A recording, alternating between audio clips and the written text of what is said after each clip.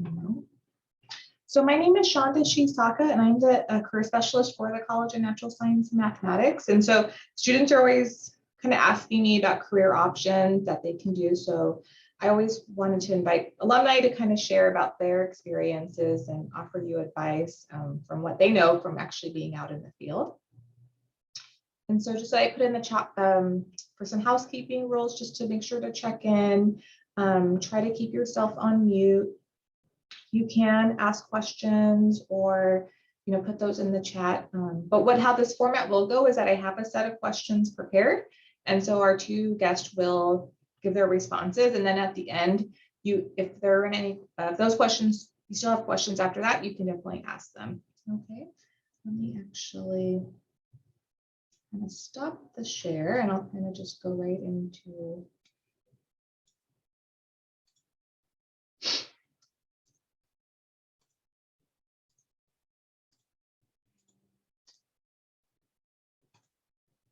open myself and speakers. Okay, so let me get started here. So we have two guests, Monique and Dimitri, that are both alumni from Cal State Fullerton, and they'll introduce themselves. And they'll put the first question also in the chat box.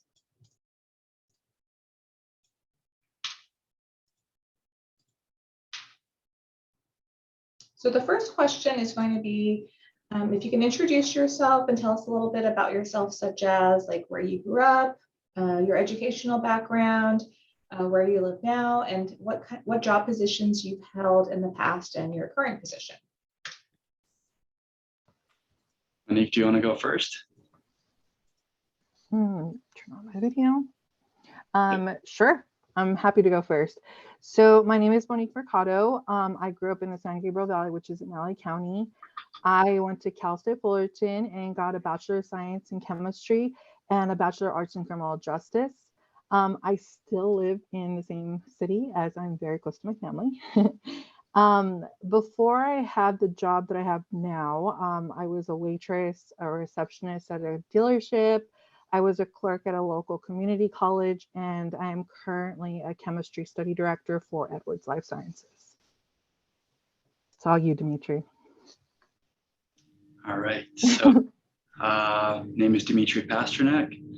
I spent 13 years of my life in Ukraine, where my family and I immigrated to the United States.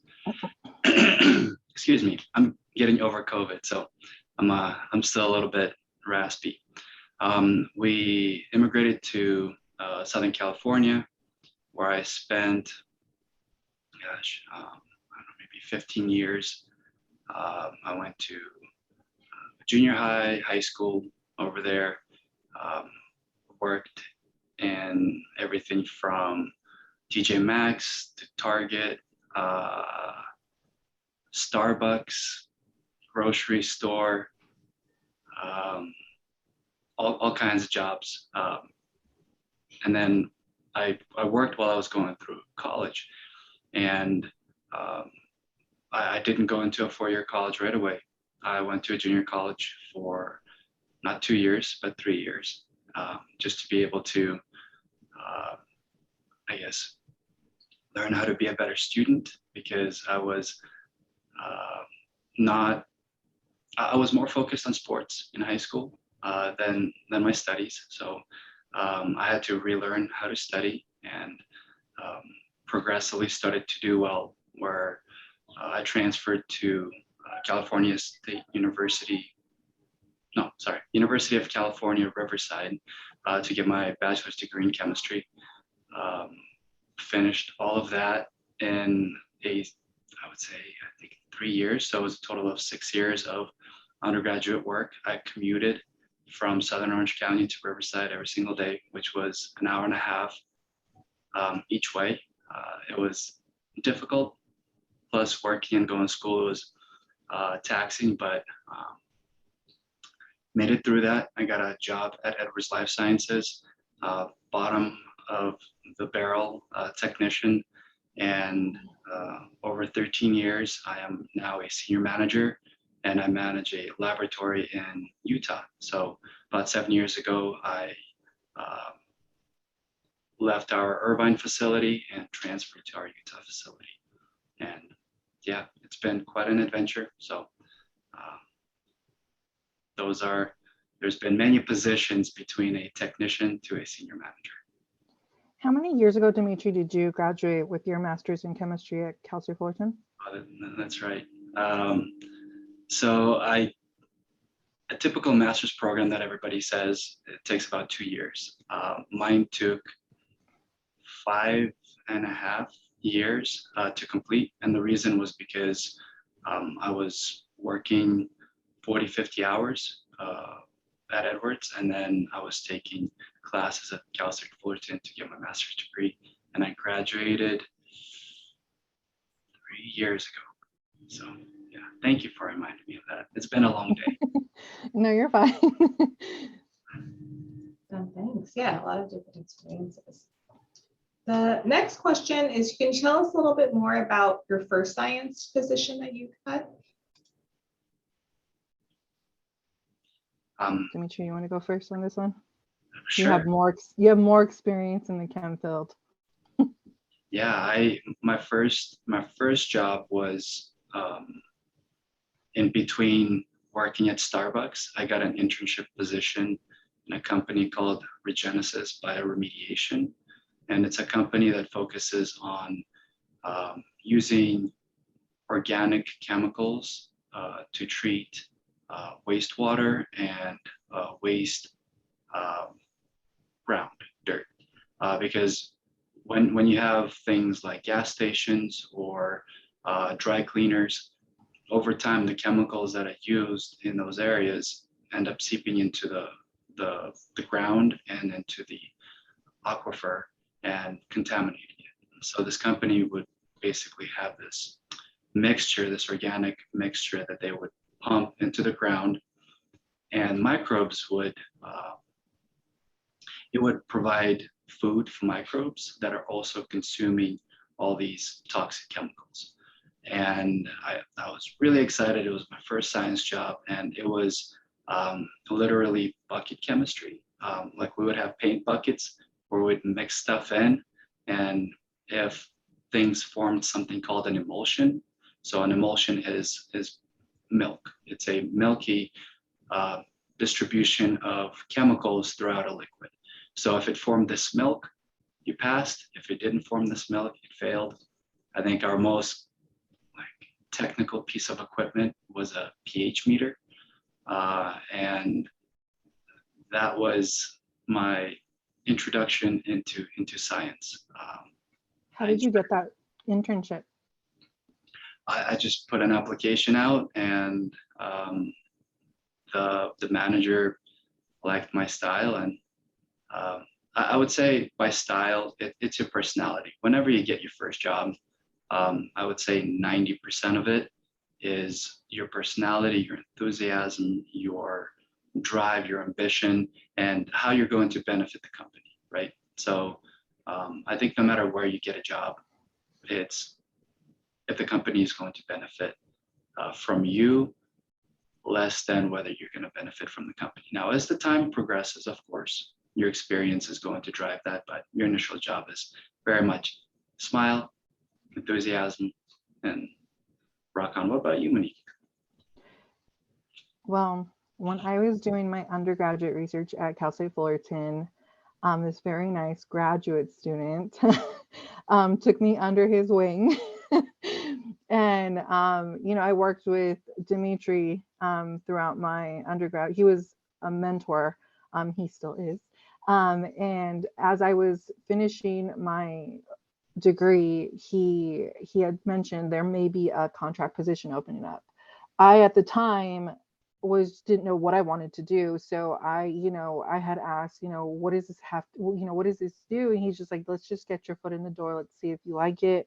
There's so many opportunities out there. And I said, okay, as nervous as I was. And, when I went in, very much so, like Dimitri said, it really does have to do with your passion, your personality and everything, because you're coming straight out of college at this point. You have no real world experience, and it's a matter of, can you fit within the team, and can we help mold you into somebody we can put on our team? Those are the biggest things. And even, where I am now, and the exposure I have with, first time, you know, employees or just new hires, that's really what we're looking for. And so I was just glad I fit that expectation, and I'm still here now.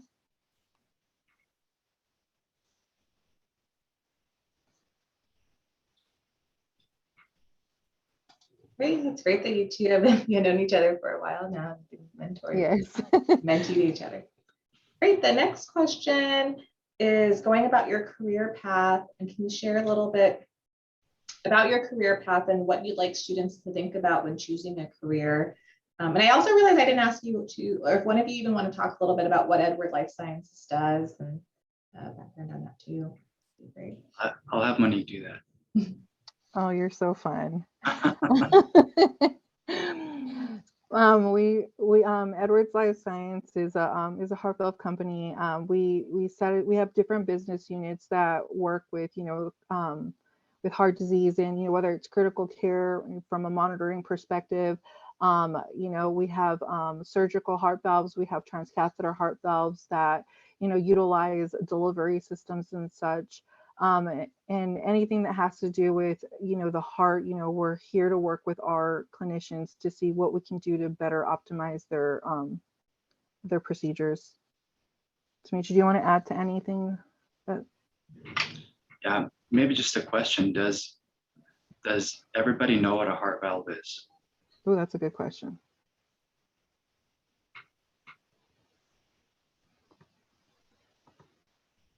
All right. So your heart, right, has 4 valves, and sometimes they get really sick.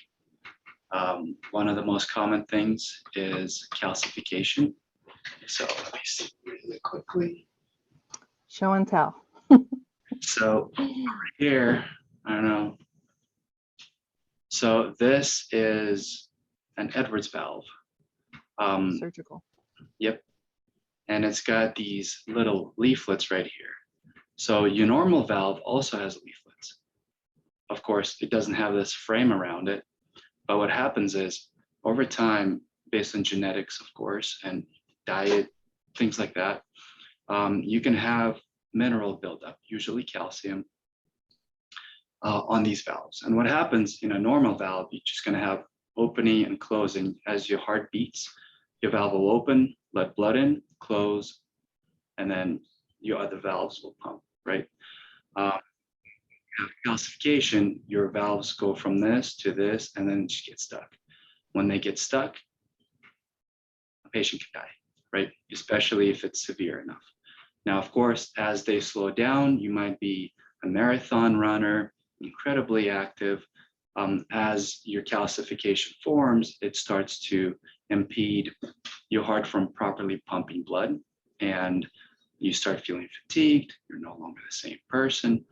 And it could be somebody who's 70 years old. It could be somebody who is just born with a valve defect. There's babies that have valves replaced over multiple periods of their life. And this is just an example of one. So this is a surgical valve.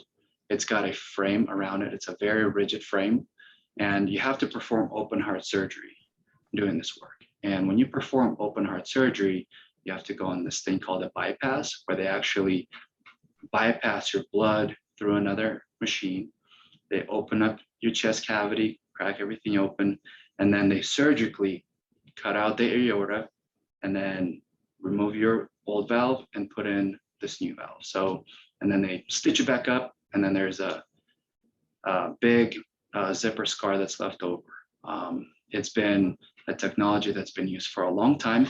It actually started out using these ball and frame valves. So there's a ball that moves up and down as the blood pumps, right? So these were the first valves ever manufactured, and they were invented by Miles Edwards in 1959. So a long time ago. And that is why we're called Edwards Life Sciences. We carried over his name through it.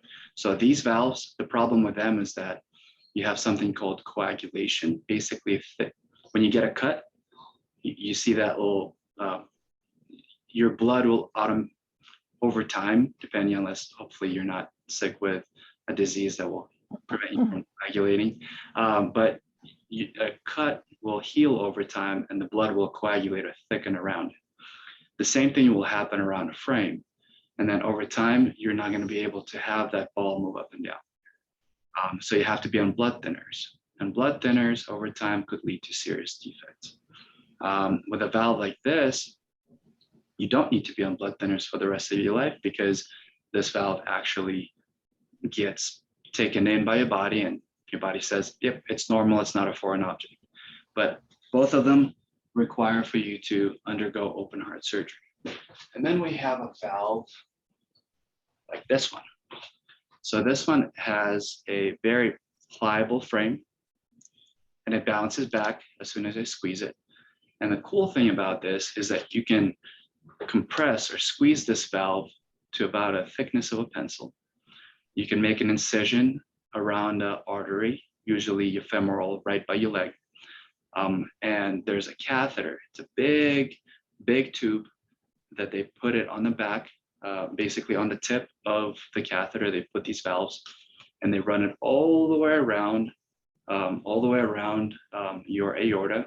They find out right where that spot is, and then they release it and deploy that valve. So you no longer, from going through from a big scar on your chest with open heart surgery, now you just have a small incision in your femoral artery. Your recovery is fast. Your overall process is much easier, less taxing, and it's a much more beneficial process for the patient. And Edwards cares a lot about patients. So all of our changes, right, going from this valve to something like this, is always keeping in mind the fact that we want to make patients' lives better. And us in chemistry, we're here to support it from a chemical safety perspective. So longer story, and just because I had some props sitting around. I think it's always fun to see those because, as a student, a former student, I mean, that would have been something super awesome to be able to see. So that was cool that you had those on standby, Dimitri. So part of my career path, when I first started off, I had no idea what I wanted to do. I just knew I loved math and science. And when going into college and being asked, what am I gonna, major in? I'm like, oh wow, I had no idea. So first thing I thought of was, well, let's see what I can do to satisfy a requirement like a general ed, and also kind of navigate to see, what is it that strikes my interest. So one of the first classes I took that also satisfied a GE was psychology. I loved it. It was so interesting, but I was a little afraid of overanalyzing life. So I was like, maybe not for me. And then while I was in school, one of my local friends was also going to school, and, he was doing criminal justice. And he was just like, just try this class, it won't hurt, you just see if you like it. And I really loved the passion that the professor had. And it was really interesting to understand. And, with that major, I also was able to take like abnormal psychology. I was able to take forensic science. And when I took forensic science, I was like, wow, this is really cool. And I really love the science aspect of it. But, I was almost done with my major. I think I had like one more class to take. And I was like, it was lower division GE. So I was like, oh, I'll just, biochem, cool. And I took the class and I was like, hold on, this is how you could feel about a class. This is how you could feel about a subject. I was just so engaged and so passionate about it. And I really loved the chemistry portion of it. So I was like ready to graduate. And one of the things that the deans had said was just like, you realize this is 4 more years of school without GEs. And I was like, yeah, but I really wanted to do this. And so, doing this, I added an additional major, and I am so grateful for that, because being able to, have that backup of, if I ever wanted to do forensics, I have that ability. I've done a lot of analytical chemistry, and I know I understand the instrumentation, the background and such. And so it's just really cool to have both of those I can straddle along. Your turn, Dimitri. So we're talking about a career path. Okay.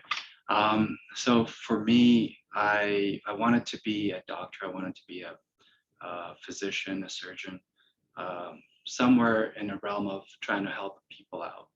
And with that, that was my major. I was going to do biology and then go into med school. And as part of med school, you need to have volunteering hours. And I spent most of my volunteering hours in a hospital. And I went from different areas of a hospital. I was fortunate enough to be able to have some really good mentors who allowed me to experience everything from outpatient to emergency room to intensive care unit, all these different portions. And what I started to realize is that to be able to not be impacted by a loss of a patient, like especially if you're in something like an intensive care unit, there's a lot of people that are very ill. There's a lot of people that are in pain. And for me, seeing that and sometimes seeing a disconnect between a physician or a nurse that has with a patient, because they have to, right? Because if you're tied to a patient and you're emotionally attached to them, if something happens to them, it ruins your entire day. So they have to have some sort of a disconnect. And I didn't really like that. I didn't want to feel numb in any way. So I kind of shifted my direction to another field that I enjoyed, which was chemistry. And a lot of the reason why I fell in love with chemistry is because it made me fail a lot. Right? My entire life is based on failures and learning from them. And my first chemistry class was in college, in junior college, was I did not pass it, right? And I came to my professor and I said, hey, look, I want to be a chemist, but I didn't do very well in this class. And he looked at me and said, well, not everybody can be a chemist. Maybe you should choose a different field. And I'm like, oh, all right, well, I'll show you, right? So next semester, I retook the class with the same professor. I got an A. Then I took the next session with him. I got another A. And that kind of gave me that motivation of, you know what, I can do this. I enjoy this enough to be able to succeed. And it just continued that trickle effect. So my education, chemistry is not an easy subject, but then again, no science classes, right? And if you fail, just pick yourself up and continue pushing along, especially if you love it. And you got to choose something that you love, because there's going to be days, nights, weekends, holidays where you need to come in and you need to work and you need to push through. And if you're going to be doing something you don't love, it's going to be tough, and you're going to want to give up a lot more often than with something that you actually enjoy. So I don't do as much chemistry as I used to, being in a manager position, but I see the people that report to me and the team that I've built, including Monique, right? Including like seeing her excitement and her passion and her growth in this field is what's giving me fuel for my fire. Because even though I've got a different career path, I can still get that same excitement from others. So always go where your heart is and follow that along, because it'll help you through very tough situations. And I guess just a quick follow-up question for Dimitri. I'm just curious, what led you to go to Utah? Was it because of the new job opportunity? That's a good question. So there's two types of career paths. One is called an individual contributor, which is a technical path where you're basically going to be, let's say I chose chemistry, right? And I will be the best chemist I can possibly be, and I will contribute individually, right? Doesn't mean you're going to be working by yourself, but it means that you have your own tasks, you have your own responsibilities, and you have your own projects to handle. And then there is a managerial or leadership path where you still have some of your own tasks, but your biggest task is to guide a team and manage a team so that all those individual contributors can be successful along the way. So I spent about 7 years of my career at Edwards as an individual contributor, where I was very passionate about growing as far as I could in science and technology and learning as much as I possibly can. And for about the last 2 years of my career, it was when Monique joined. And my goal was to pass on all of the knowledge that I gained as quickly as possible with the mistakes that I've learned from, right? Because there's no benefit from somebody making the same mistakes that you did if you want to help them in their career and growth. And I started passing that along, and I started to see her growth and her excitement and her passion for this. And I started to enjoy that a lot more than I did developing myself. And there was an opportunity in Utah for me to come out and lead a small team. It was a team of 3. I now have a team of 13. And the people that report to me are far more educated than I am. I've got people with PhDs. I've got people with PhDs from a School of Hard Knocks, right? Like very, very bright individuals. And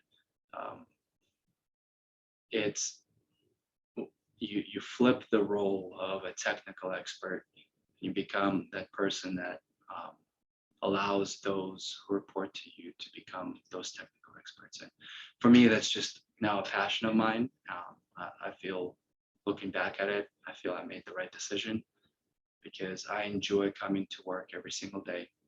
I enjoy working 10 plus hours, working weekends if necessary, working holidays if necessary, because I know that my efforts will help positively impact my team and then the patients that Edwards supports. So a long-winded answer to your quick question, but Thank you. Yeah. Sometimes I try to show students like the list of science jobs in a company, and I'm trying to say like, yeah, you could move up to management, or yeah, stay as a chemist, but move up to the higher level. So it's really cool that both of you have like stayed within the company. You said it started at the bottom, but you've all had different roles and moved up over time. That's great. The next question, I guess. Oh, do you want to say something? Yeah, just to kind of chime in on that, I think that everybody's got a gift and a passion. So always keep an eye out for that. Always pay attention to where your heart is going, right? So originally, like I said, for 7 years, I was extremely passionate about being that technical expert.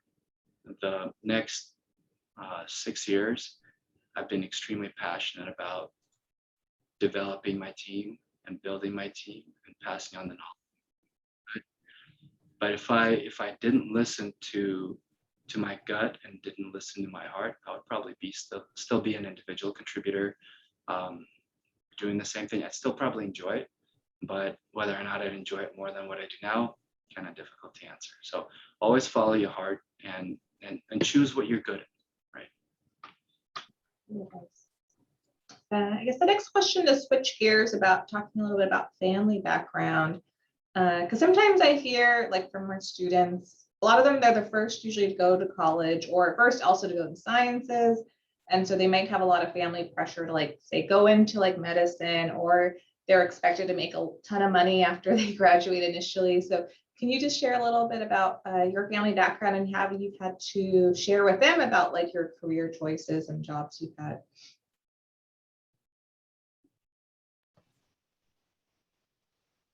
Yes, I'll go first. So I was actually the first to go to complete a bachelor's degree. I do have several in my family who have gotten their associate's degree, but never gone to a four-year school. Um, One thing I was always taught or told is to, be financially independent. And by doing so, it does feel like there's a lot of pressure because I mean, again, going from, high school to college, I had no idea what I wanted to do. What does financial independence mean? And, you know, I think one of the biggest things is that I didn't have, although I had my counselor helping me with like Cal Grants and such, to get me there, I didn't have somebody showing me, you need to get ready to apply to school. You need to apply to a four-year school because no one had done that. So no, I didn't even have that conversation with my family. And, looking back at, the questions, I was like, wow, I don't know if I was really ever asked, um, now that you're out of high school, what are you going to do? It was just a matter of you're going to go to college. And when everyone else was applying, I didn't do that. And the friend that I had gone to school with that lives by me was just like, what are you doing? Like, you have really good grades. Like, why didn't you apply to college? And I was just like, oh no, I don't know. I didn't know how. I didn't know. And I know it sounds crazy, but that's really what happened. And he was like, this is unacceptable. We're gonna late apply. And I'm like, how do I even do that? And he was already going to Cal State Fullerton. He was like, try to late apply. There's another, wave that goes in and, see if you could get in. And fortunately enough, I was able to do so. And that's how I was able to get into Cal State Fullerton. And, after talking, to the folks there, it was just a matter of like, yeah, your grades and, you had everything lined up. It's just, I don't know why you didn't do that. So, looking back, you know, although that was something I didn't have, my ducks in a row, I was still able to go and, now that I'm here and I've had that experience since then, that has become more of a conversation I have with my siblings and so forth, because I've had that experience now. So, telling them, one, like, just like Dimitri was saying, you have to find what you're passionate doing, whatever that means for you, and because at the end of the day, you're going to do this for, this is what you're going to go into every day. And, you want to be happy doing so. You want to, be fulfilled and such. And so, when I have, I have a lot of my family members coming up to me saying, I see your success, and, I see your path. And although you didn't, you helped pave your own way, what can I do to get to where you are? And so, I feel like a lot of that is experienced and passed down. I may not have had that for myself, but I was grateful to have had, my friend there telling me, this is something you should do for yourself. And again, whether it was a junior college or whether it was, going straight off to a 4-year, it's to everyone's discretion, but it's just having that, that bit of support. And it was never that, my family didn't support me. It was just, they didn't have the knowledge of that. They didn't have that personal experience because I've always had like really good grades and they were always so proud of me, so I can't hold it against them to not have had that bit for me, but they were always there cheering along the way.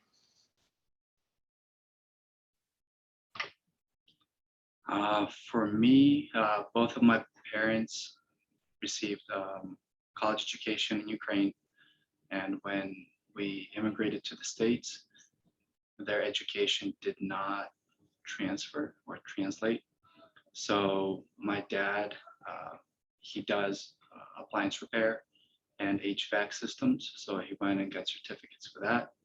My mom had a degree. So my dad had a degree and worked as a airplane engineer. So he was working in airports to repair airplanes, to address issues, things like that.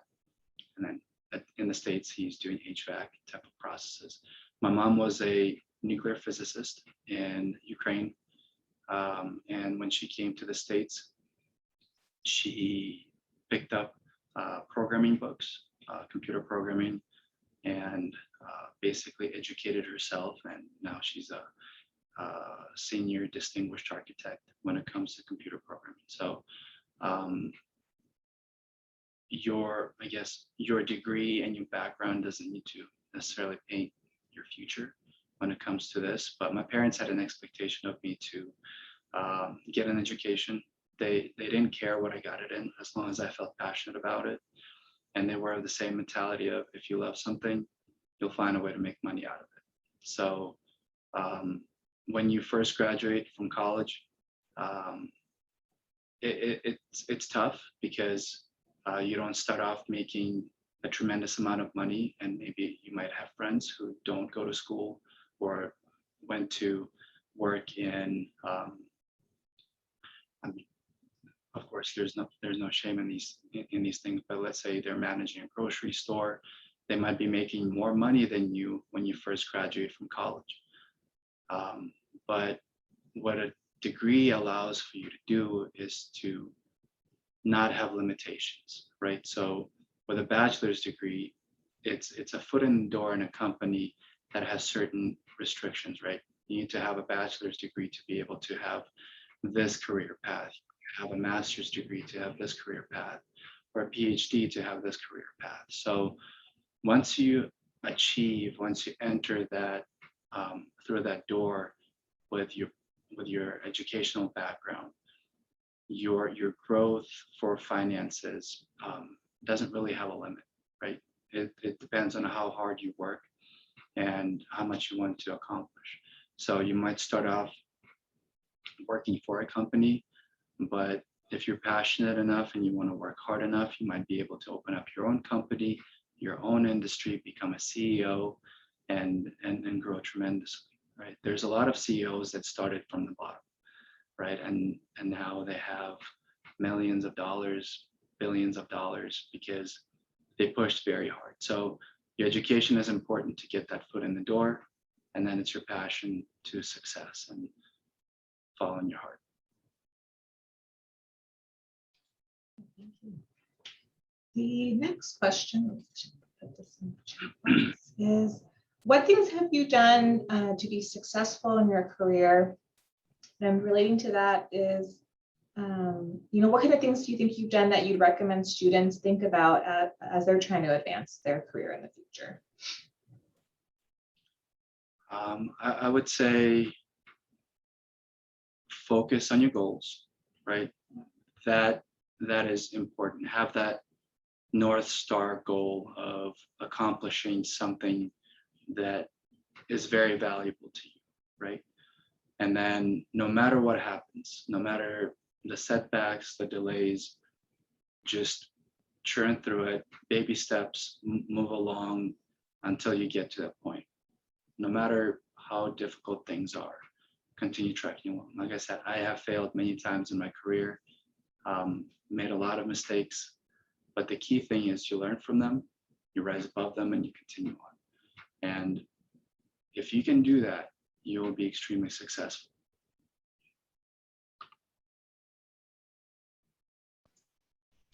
Some of the things that I'd like to add to that in my experience were networking. I mean, I got the job because of somebody I knew. And, I have so much respect, for the opportunity that he gave me, as well as, the opportunity that just continues to grow. That, one thing I told myself is that I want to do everything I possibly can to, show him that, I was a safe bet, and that I was serious about this, and this was something that I wanted. And so taking initiative in places where, no one else does, or strengthening,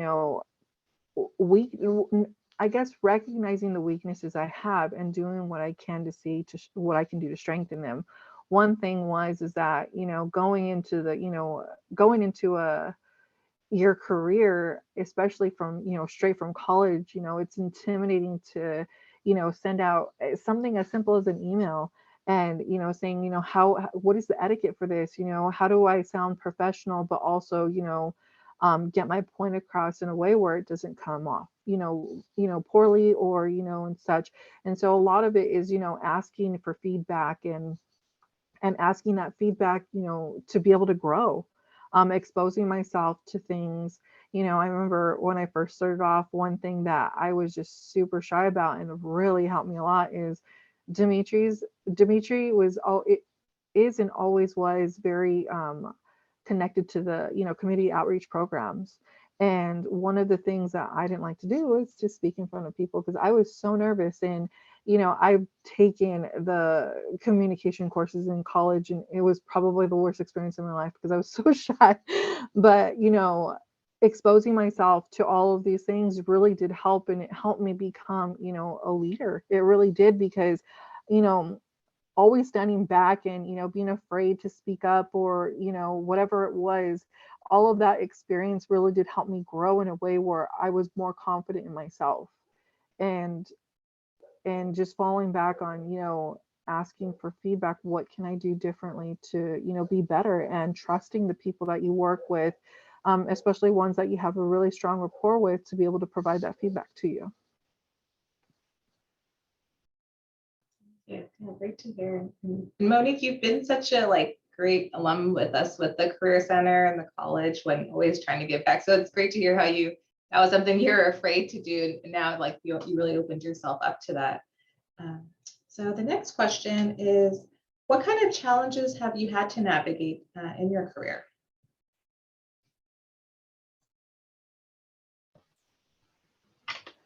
Dimitri's going to start off with work-life balance. I mean, there's a lot, right? That's part of who I am, is getting over challenges. And there's always something. It's either financial or family, or you're just going through a really tough problem. And the not having challenges is actually, I would say, more detrimental than having them, right? So if you're not being challenged enough, you need to find a way to be challenged, and you need to find a way to get out of your comfort zone, and find a way to fail, right? And because you fail, you learn, you move on. And the way I've always kind of pictured school, right? So in school, in high school, usually you have a lot of support, right? You have a lot of support from your classmates. You have a lot of support from your teachers to really make sure that you're successful. When you enter college as an undergraduate student, there is less support unless you seek it, right? So you have to work harder. You have to seek that help. You have to seek that advice, and you have to learn how to fail and get up from it. When you go to get your master's, right, after you get your bachelor's, there's even less support, because the program is designed for you to fail. And the way my graduate advisor actually told me is, if this project is too easy for you, I'm going to keep challenging you until it's extremely difficult, right? And the reason why is they want for you to teach you how to be a better problem solver, how to fail and get up from it. When you go to a PhD program, same thing, but over a longer period of time. They want for you to fail hard and then get up from it, push forward, fail, get up from it, push forward. Because when you get that success, it'll be built on many, many failures. And it's been a challenge all the time. I could never say that there's one specific challenge that has groomed the person that I am. It's a Everest of failures and getting up from it and moving along. Some of the challenges that I have faced was customer support. And I'm going to laugh saying this because I felt going into the role I am now, I was a little better suited for it. When I say customer, I mean our engineers, because we are customer support for our engineers that are developing these devices, because we're the ones who evaluate them for patient safety. And understanding that we come from two different paths. They want to get their device to market, and we are ensuring patient safety. So we have, not that they don't care about that. That's just, they have their goals, we have our goals, and we work together to get to this end goal of helping patients and providing our product to them. And I think just as a study director, it's the communication of because I oversee all the studies, and all of the studies that are given to me, and I work with Dimitri, I work with other contract labs to get all of these things done. And everything has a time to it, and there's so many more complex pieces to the puzzle that are very hard to explain to somebody that's non-technical in your field, that's specifically chemistry related. And being able to relay, this is what's needed and this is the timeline it's going to take, and having them understand it, I think that's one of the most challenging pieces, and it's just currently.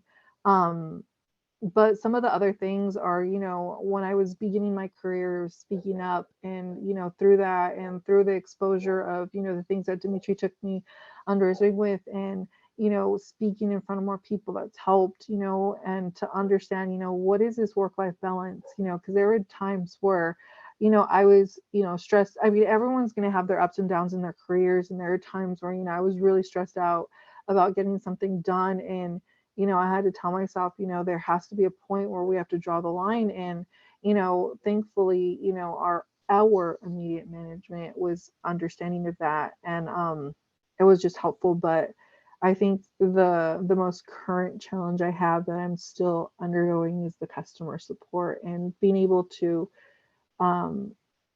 explain the importance of what we're doing and the timelines it takes versus getting their project complete.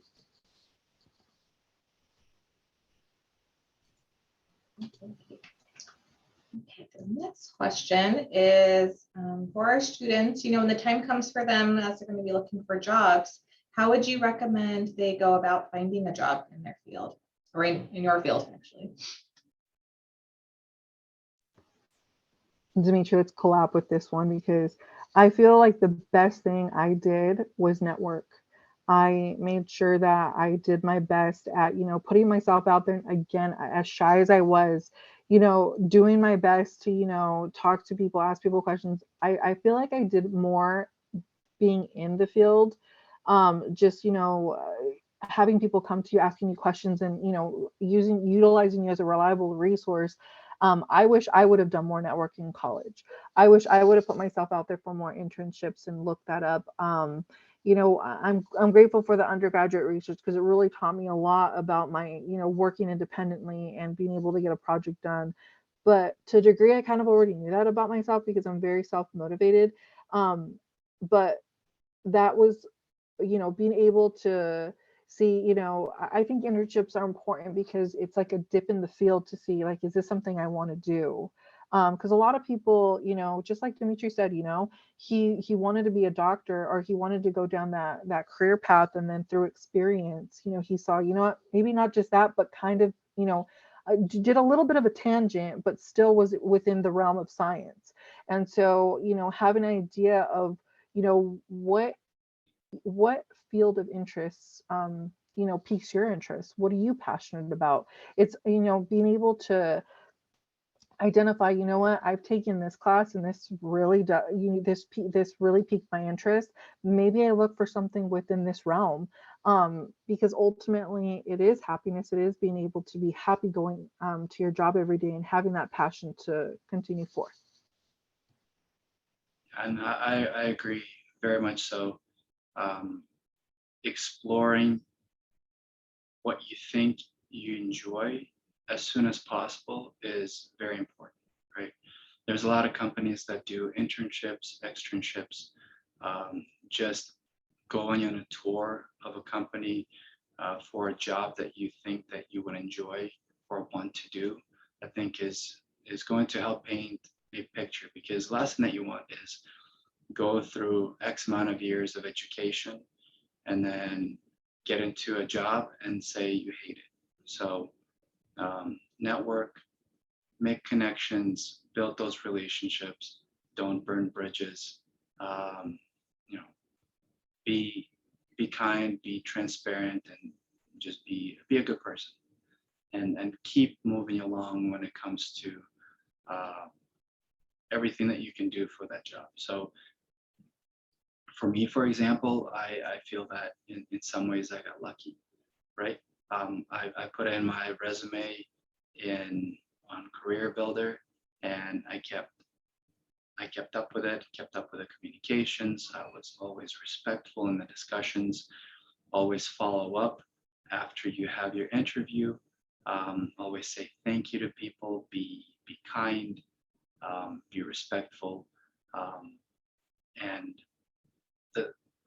you'll find the job that fits you, right? And don't choose the first job again. Choose the first job that makes you excited about working there. And just to touch on, you putting your resume out there, Dimitri, one thing I noticed before I got the opportunity with you is I noticed a lot of things are contract. And that discouraged me because I'm like, how am I supposed to support myself or pay my bills with a contract position that's not guaranteed? Like, that scared me. But in hindsight, I'm able to say, you know what? I get that now. I understand that. A lot of places want to see, are you the best person for this job? And before they kind of take a chance at you in a permanent position, they want to see, can you fulfill this? Or even if it's a small project that you're working on to help them, and then you go above and beyond and show them, hey, you know what? I want to take on this person full time because look at what they can do. Look at what they did for this one project. And, I think that was something that I wouldn't have known had I not had the opportunity at Edwards. And things like LinkedIn, career events, things like that, take advantage of these things. Mm-hmm. I'm not sure like what's going to happen when students this young are going to start applying for their careers, if LinkedIn is still going to be an important tool for networking. But utilize those tools, make connections. There's a lot of people that are going to be willing to give you a chance just because you ask, right? Because very few people ask, and that's a big deal. It's going to make you stand out. And heck, you might ask 100 people and one person will say yes, and that one person can pave your entire career path moving forward, right? But if you didn't ask those 100 people, you wouldn't get to that one person. Thank you so much. For students that are here, is there any questions that you would like to ask? I have one last question, but you don't have to go through that, but just curious, you could put it in the chat box or unmute yourself if you had any questions for them. Hi, I actually do have one question. First, I just wanted to say thank you for your time. Everything that you guys have been discussing, like for the past hour, has been like really relevant to me, just because like I'm a bio major and like this is like my last semester at Cal State Fullerton. So like looking forward to like after graduation, I've been kind of like thinking that I wanted to try to get a job. So I don't know if you guys think like if now is a good time to start, or if you think it's better to like get my degree first and then start looking, or if you have like any tips for like just like fresh graduates trying to find a job, because I'm not gonna lie, it's like kind of intimidating getting out there. So yeah. Thanks, Allison. Yeah, thank you, Allison, for that. I 100% remember what that felt like, and I thank you for bringing that to our attention and to be able to answer your question. I think it's helpful to see what's out there. So I would start, if it were me, I would start looking in a way where what is it that piques my interest, what kind of opportunities are out there. I mean, it doesn't hurt to, even, send somebody an email to say, hey, you know what, my projected graduation date is this, and I'm really interested in your company. Do you have any upcoming opportunities? That eagerness alone, you putting yourself out there, makes you stand out, just like Dimitri said. And I just think it's so important to, start that now. And as uncomfortable as it could be, because I remember what that felt like, um, you doing that, you even asking this question, you're already standing out to me. And if I were to see your name, oh, I remember she asked a question. She asked a really good question. And just the fact that you're even curious about that says a lot about who you are. And don't always remember that, what, even if it seems too soon now, because maybe it's the end of the year, or maybe it's the end of fall semester, whatever it is.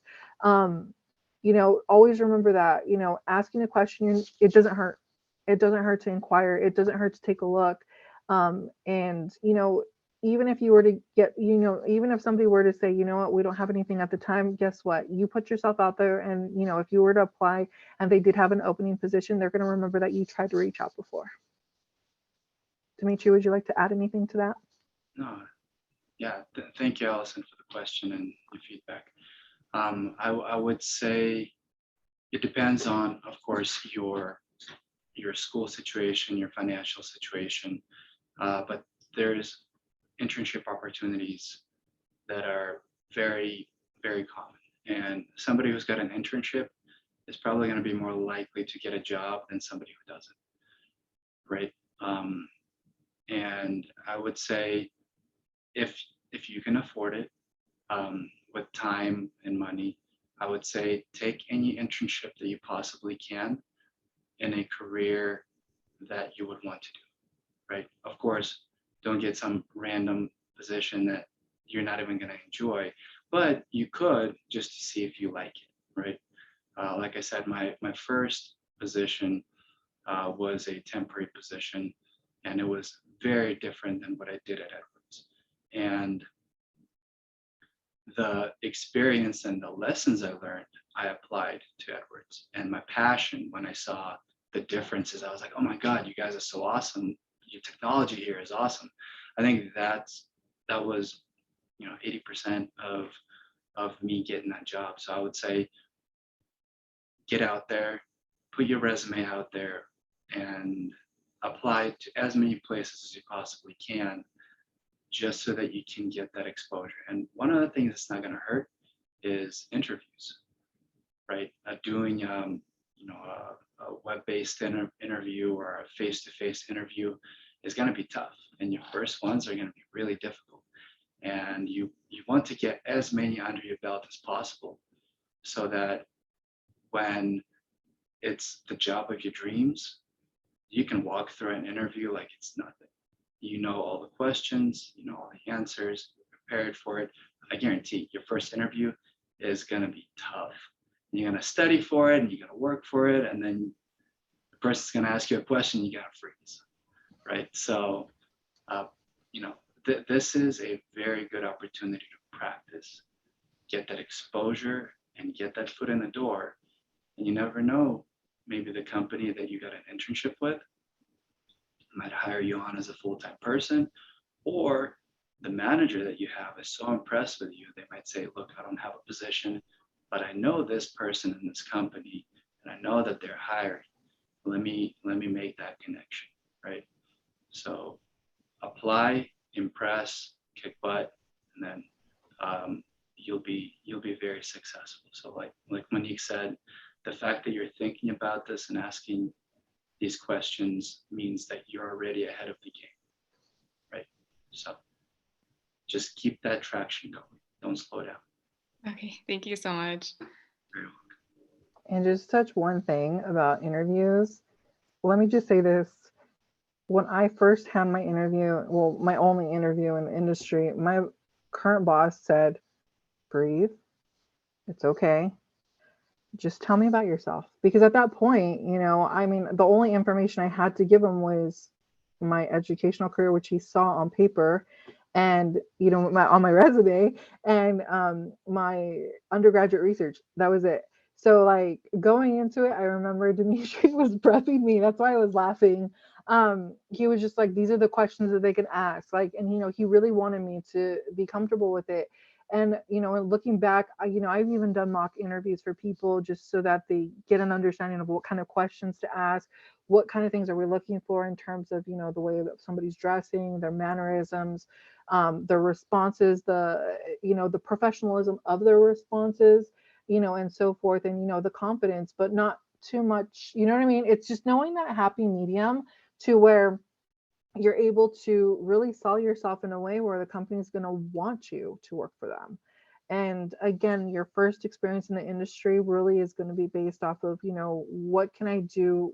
How can I mold you? Are you moldable? Are you somebody I can bring to the company and work well with everyone else? Because that's the first thing I always worry about when my boss is going to hire somebody on. Is like, oh no, is the dynamic going to change? Because we have such a really good relationship with everyone that you don't want that person to come in and just completely obliterate the way that the culture is, or the way that and it's very important. It keeps you happy working with people who you feel is on your team, And just to add to that, have a smile on your face, be enthusiastic, and know about the company that you're applying to. You don't need to know about the job, but know about the company, because that will go so far, so far. A person that's happy, enthusiastic, shows me that you're going to bring joy to the team. If you're going to come in, look grumpy, unhappy, unenthusiastic, I don't care if you have 5 PhDs. You're going to bring down the morale of the whole team because of how you're presenting yourself in an interview.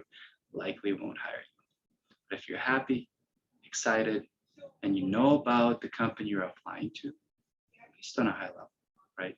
Let's say Johnson & Johnson, right? Well, which section of Johnson & Johnson are you applying to, right? And kind of have that basic knowledge of what they do, and just coming up to the manager, the supervisor, whoever's interviewing, and say, this company is so cool. You guys do X, Y, and Z. I read up on it. This is just phenomenal. I would be so honored to work here. That's like a huge check in the box, right? The rest is some basic questions and how the rest of your competition stacks. But it's a big, big win, at least in my book, right? Totally. Thank you. Okay, thank you all so much. I just wanted to, Monique, Dimitri, do you have anything else you wanted to add, or any advice or things like that? I definitely just wanted to give you all the last word if there's anything. I do have a little list of things.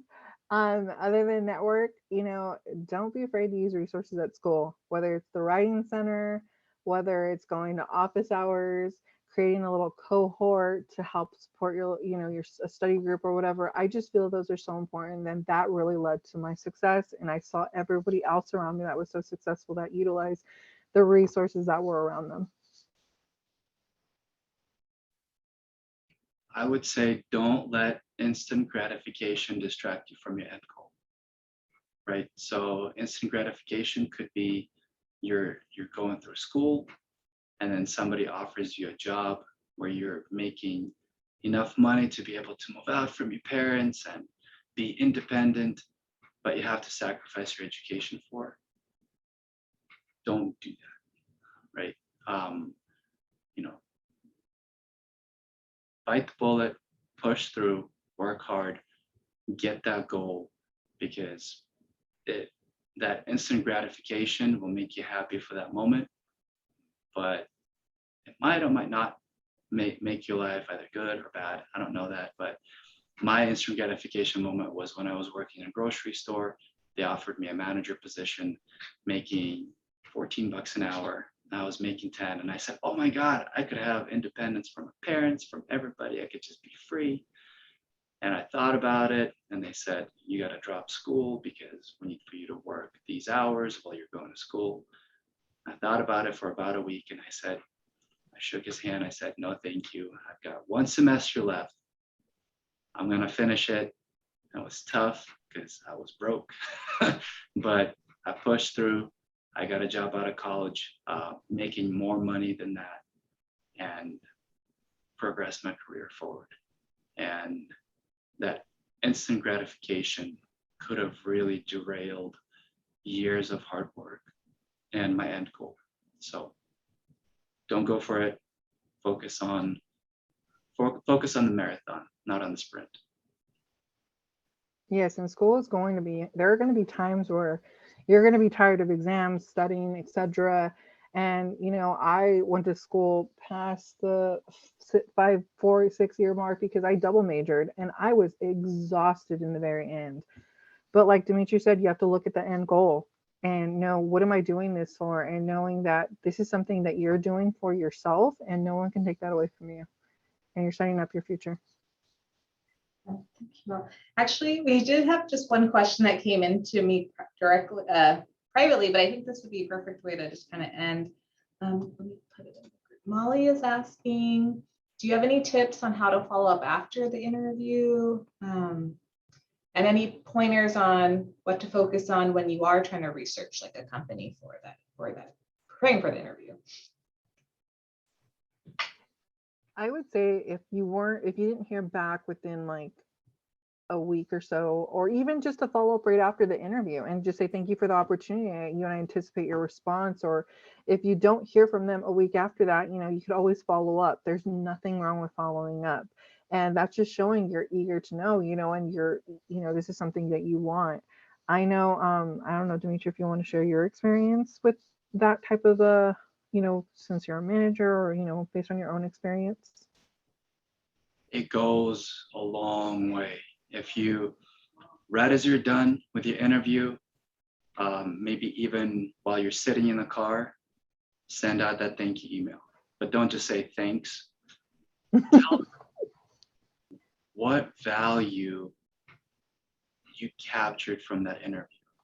I really enjoyed meeting the team. I think your laboratory has so many fun capabilities. Your company has such a great mission. I loved the team that I got to meet. Bring up a name. David is a really funny guy, and I would think that him and I can really get along. And then end it all with, what can you bring to the team? And just say, I feel that with the dynamics of the team, I can really bring that extra pep to the team, that drive and motivation to make you successful as soon as possible. If I had two candidates of equal experience, you just sold yourself as an ideal candidate. And if you don't hear right away, sometimes you want to hear from the person that interviewed you after you send that email. But I guarantee they're thinking about you.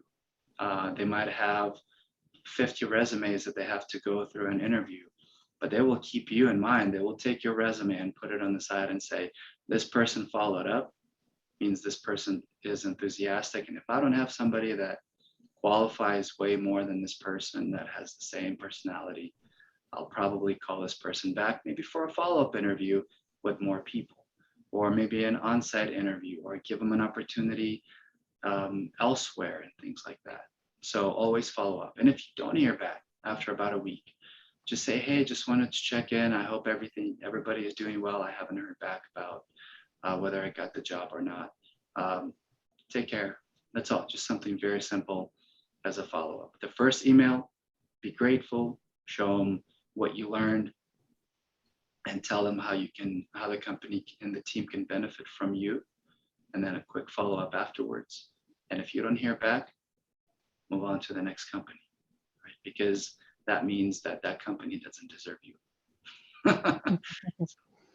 And just to answer the other part of the question, Dimitri, you can help answer this too. It was, what kind of pointers on focusing when looking up a company? I think just the very, understanding what does the company do in general, a basic foundation of what the company does, and, taking that, or if you want to go even a little step further, looking into, I'm going to give our company an example.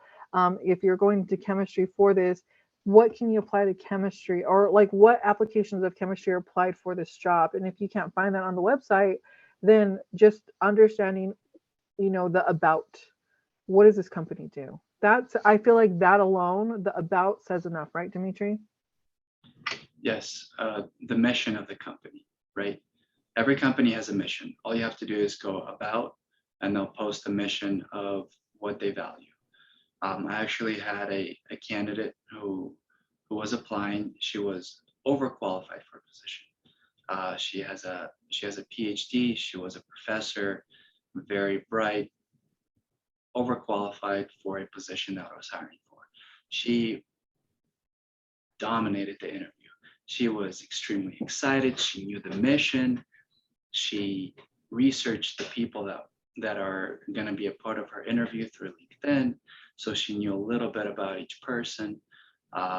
She researched people online and found out what they do, like as hobbies. Like, for example, if you're standing there doing a patient event or a volunteering event, she's like, oh yeah, this person, I noticed that you guys do a lot of volunteering events. I love it. It's my passion. And she ended it by putting her hands like this in a heart shape. And she said, I love Edwards and everything you stand for. That sold it right there. I said, I don't want any more interviews. I want to hire this person. We need to work through this, right? This person checked off the list on everything. She knew about the people that are working here. She connected the dots between how she would fit in this team. She learned about the mission of the company, and saving patients' lives is our life's work and life is now. That quote, she actually paraphrased it, and like she was, well, she still is Edwards. She's that passion came through, and she got all that information publicly available, right? You just need to go in the company, look it up and say, does the company's mission fit your end goal, right? If the company says, we're here to make money, versus a company says, we're here to benefit the world, right? There's two different missions. Got to find which one connects with you. And then you just go for it. Wonderful. Thank you. Yeah, so many great pieces of advice you all have given today. Yeah, I wanted to thank you too for spending the time with us, and just really helpful information for our students. And I'll be sharing this to our other students who couldn't make this today. But yeah, thank you so much for being here. On the students too who are able to watch this too, thank you for your time. So take care, everyone. Absolutely. Thank you.